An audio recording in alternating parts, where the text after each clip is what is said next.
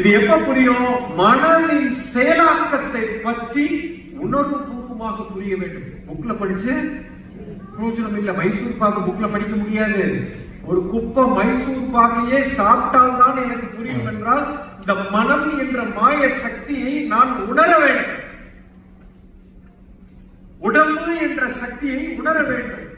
சுவாசம் என்றதுக்கும் மனதுக்கும் உடம்புக்கும் அந்த சராசரத்துக்கும் உண்டான தொடர்பு எப்படி இருக்கிறது என்றை உணர வேண்டும். இதெல்லாம் உணர்ந்துட்டோம்னா அதுக்கப்புறம் நம்ம வச்சதுதான் சட்டம்.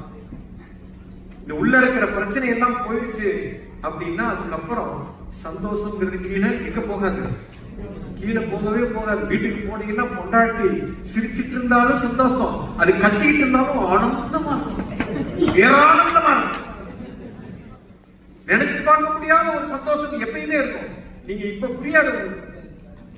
இது முழுமையாக இந்த பயிற்சிக்குள்ள வரும் பொழுதுதான் இதுக்கு உண்டான புரிதலே உங்களுக்கு வரும். You understand? அதுக்கப்புறம் நீங்க நினைச்சதெல்லாம் நடக்கும். ஏன்னா மனம் மிக சக்தியாக மாறி. இப்ப மனசு வீக்கா இருக்கு. என்ன காரணம்னா இந்த மாதிரி நிறைய பதிவுகள் உங்களை பிடிச்சு அடுக்கி வச்சிருக்கு. இந்த குப்பை எல்லாம் உள்ள வச்சிருக்கு. இந்த அல்கமிங்கிற ப்ரோக்ராமே பாத்தீங்கன்னா இது நிறைய பேர் கேட்பாங்க, புரிஞ்சு என்ன இது அழுக்கமின்னு வச்சிருக்கு, இது அழுக்கெடுக்கிற கெமிக்கலாக கரெக்டா சொல்லிட்டு அழுக்கெடுக்கிற. நான் எங்க வேலையே கார்பரேஷன் லாரி மாதிரி. இப்போ ஒரு குப்பையை தூக்கணும். இது மாதிரி பல குப்பைகள் வச்சிருக்கீங்க உள்ள. எல்லாத்தையும் தூக்கிட்டோம்னா எது மிச்சம் இருக்குன்னு பார்த்தா தங்கம், சொக்க தங்கம், கடவுள் கொடுத்த தங்கம் உள்ளே இருக்கிறது. அதற்கு மேலே கர்ம வினை என்ற குப்பைகளை உள்ளே போட்டு வைத்திருக்கிறீங்க. இதை பூரா எடுத்துட்டாலே ஆட்டோமேட்டிக்கா சந்தோஷம் வந்துடும். சந்தோஷத்தை தேடி நீங்க போக வேண்டாம், ஆரோக்கியத்தை தேடி நீங்கள் போக வேண்டாம், தைரியத்தை தேடி போக வேண்டாம், பணத்தை தேடி போக வேண்டாம், அன்பை தேடி போக வேண்டாம், புகழை தேடி போக வேண்டாம். எதையுமே நீங்க தேட வேண்டாம். எல்லாம் உங்க கையில விழுவுங்க. இது வராம இருக்கிறதுக்கு என்னென்ன சேட்டை எல்லாம் பண்றோமோ அதெல்லாம் பண்றீங்க. அதை பூரா நிறுத்தணும். குப்பையை பூரா தூக்கணும்.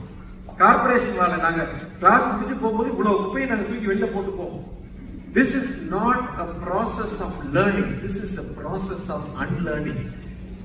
நீங்க கத்துக்க அறிவுதான் உங்களுக்கு பெரிய பிரச்சனை. அறிவாளினாலதான் பெரிய டேஞ்சர்.